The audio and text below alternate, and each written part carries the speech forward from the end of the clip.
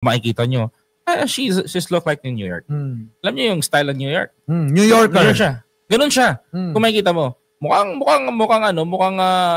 yayamanin, pero talagang may ibubuga. Oh. Pero nakita ko ang unang ginang eh. Ikay si First Lady. Kaya nga, jolly.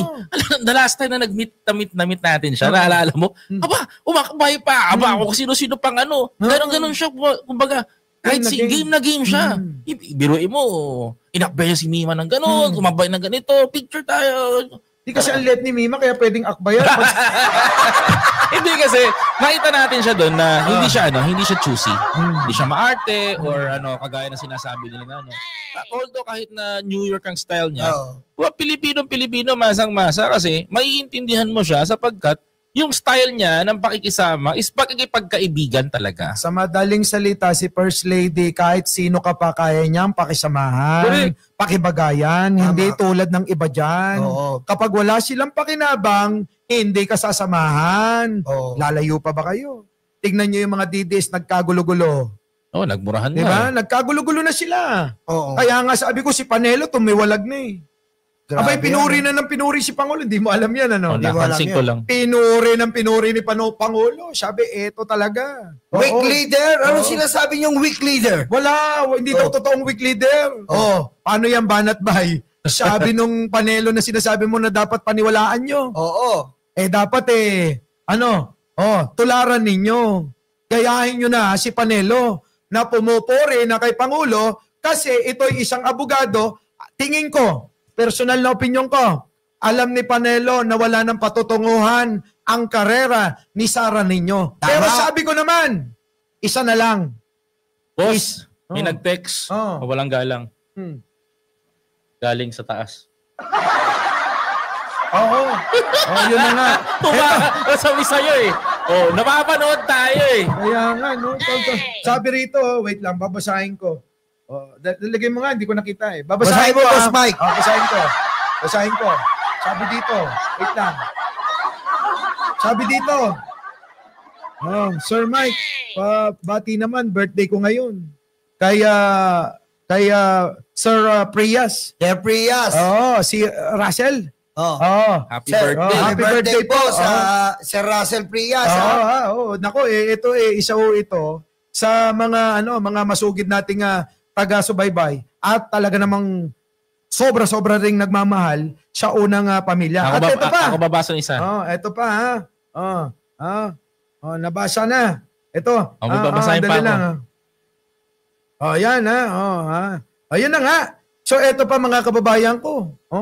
Okay na. Babasahin ko tong isa. Sige. Babasahin ko tong isa. Ako magbabasa. May sa akin, may nag-chat.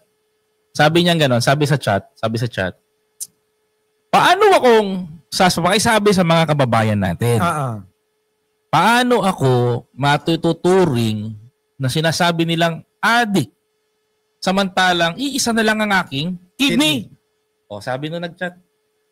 Actually, ang dami na nagsabi niyan eh. Pero hindi na bago. Pero totoo. Bago. Kasi pinupukulan nila, si Bongbong addict! Sabi gano'n ni Manong. Kasi nga, wala na silang ibang propaganda dahil hindi magnanakaw si Manong Bongbong. So ano pang propaganda ang kanilang ibabato doon? Kaya nga sabi nga sa akin yung weak leader, hindi rin naman umubra. Kasi napakulong si Duterte. So yung atin, pinipilit nila eh. Ito na lang po dyan. Kung maririnig nyo po, puntahan nyo ang sinabi ni dating Secretary Abalos. Ang sabi niya, noon pa man, iisa na lang ang kidney ng Pangulo. At bukod doon, asthmatic pa po ang Pangulo. Wala pala kayo. Diba? Sa akin, nag-chat eh. Nag-chat sa'yo. Basahin mo nga, Koy. Sabi niya nga dito, maliwanag. Sabi sa mga kababayan natin, iisa na lang ang kidney. Yun na. Hindi po kasi yan. Alam nyo po, pag-iisa na lang ang kidney nyo. Mahirap talaga. Mahirap yan. Hindi ka nagagawa o magtatangkapan ng anumang bisyo na makakadamage mismo sa katawan mo. At lalong-lalo na, presidente ka at ang ganda ng pamilya ng Pangulo. Hahayaan niya bang sirain yung sarili niya? Sususuga kita. Sige, Boss Mike. Saan ka nakakita ng addict na may maayos na pamilya, kompletong pamilya, masayang pamilya. Kaya nga eh. Eh kung ganun pala, di mas masahol pa pala si Aimee. Bakit naman? Walang pamilya. Walang maayos na pamilya, hiwa-hiwalay eh. Hiwalay sa una, hiwalay sa pangalawa. Baka nga may 3, may pang-4 pa. Tsaka kadalasan pag adik ang pamilya mo, broken family ka. Hindi pa. Meron pa. Ano? Sila Sarah. Ilan ang pamilya na meron sila? Sa labas. Kahit naman si Sarah na issue.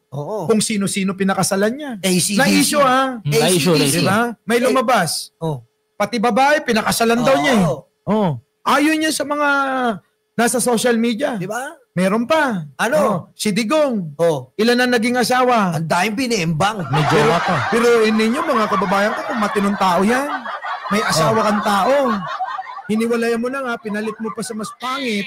No? Tapos makikita ka, abay nasa entablado, abay laplap ka ng laplap. Oo nga, Yung ba yung matino? Yung ba yung hindi addict para sa inyo? At ang addict tulad ni Pangulo na ni minsan, hindi nyo na-issuehan ng nambabae yan. Kaya nga eh. Bakit? Mahal niya si First Lady. Totoo yan. Kasi kapag ikaw mabuting tao, magiging loyal, faithful ka eh. Yes. Sa asawa mo? Sa asawa mo. Sa mga anak mo, alaga mo. Tama. Tuturuan mo ng magandang asal. Yes. Ano ang resulta? Magagandang asal ang meron sila. Tama. Kumpara nyo naman sa mga Duterte. Mura ng mura. Grabe, no? Kita mo naman si Baste, si Pulong, si Sara. Isama mo na yung bunso, si Kitty. Mga barbaro eh, no? Ikaw, kumpara mo naman kay Bini, kay Simon, at saka kay Sandro. Malayo. Milya! Putik. Diba? Mga barbaro eh. Ito nga eh, alam mo, minsan napapaisip na nga ako eh. Minsan naaawa na rin ako sa presidente. Kasi I told you guys, na 6 years of his life, ibibigay niya sa Pilipinas para ayusin ang bansa natin. Kapalit nun, itong mga ginagawa niya sakripisyo para sa bayan, katulad ng ginagawa sa kanyang pambabash, alam mo, minsan nag-iisip ako, sa sarili ko ito lang, ano kaya maireregalo ko sa presidente? Uy! So, totoo lang ano kaya mariregalo ko sa presidente? Ano kayang pwede kong mapasaya ko man lang siya kahit minsan. Kasi nakikita ko yung trabaho niya, yung workload niya, ang bigat eh. Kung ikaw na asthmatic ka na, isa na lang ang kidney mo, bibigay ka tawa mo kung ang hindi magagaling ang doktor dito. Tama. Diba? Tapos sasabihan ka pa ng adik, ibabash ka pa, ipipressure ka ng ganun. Alam mo, buti na lang ang presidente, open-minded eh. Hindi siya taker lang. Hindi siya katulad ng iba na accept, banat na ng banat. Hindi, malalim talaga. Malalim. Ngayon ko lang napatunayan at nakita ko yung behavior niya na ganun. Sobrang lalim ni President Marcos, to be honest. Alam mo, Boss Mike, alam mo, ito lang kanina,